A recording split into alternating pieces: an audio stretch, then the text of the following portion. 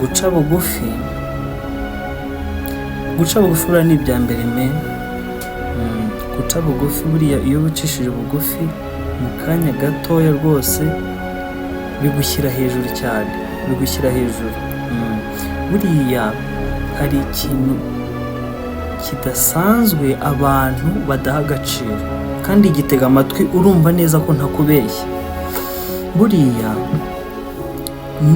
nugera ahantu ugiye kuhareba ikintu cyangwa se aho ariho hose ugahurirayo n'umuntu, uzamukore mu ntoki, uzamuramutse, uzamusuhuze, kuko buriya uriya muntu muhuye hari igihe usanga ari we wahoze wibaza ko uzahura nawe, ari wowe wagiye gushaka. Nuca bugufi ugahura n'umuntu ukamusuhuza, ukamwubaha, ukamuha agaciro utamuzi, nugera imbere uzasanga ari wowe wabikeneye. Ntukihenure no kuba uziranye nabo, ntuzigere wihenura na gato, kuko umuntu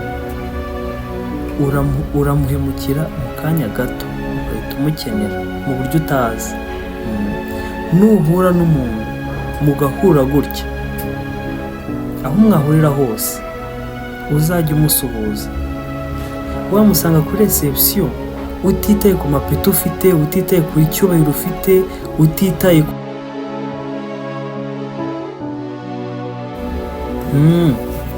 nyamara ibyo nkubwira nibyo, ni uko wenda ushobora kumva yuko ndimo kukubwira ibintu udakeneye kumva, ariko nibyo.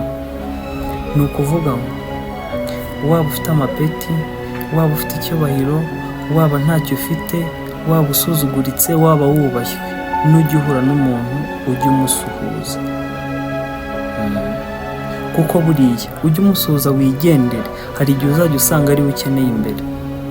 Icyo waba uri cyo cyose uhura n'ibibazo, hano turi ku isi icyo waba uri cyo cyose uhura n'ibibazo. Buriya ntugahure n'umuntu ngo umwihenureho, ntugahure n'umuntu ngo umwigireho undi muntu udasanzwe, kubera ko isaha n'isaha uwo wihenuyeho usanga ari we ukeneye imbere, ari we urimo kujya. Wasanga umuntu kuri reception, wasanga umuntu ari gusaka mu basekirite bo bari ku mageti, wasanga umuntu ari we urimo kugushyira amafaranga ku ikarita, wasanga umuntu ari we umukomvayeri, wasanga umuntu ari we uri muri w'umukashiya, wasanga ari umuweyita.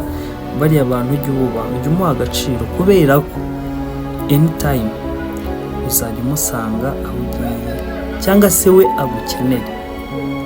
Murakoze, mukomeze mu subscribe, mu following, kugira ngo munasharinge, kugira ngo n'abandi babashe kubona ibintu nkora bibashe kongera akamaro. Murakoze kandi mugire amahoro, mbifurije umwaka mushya.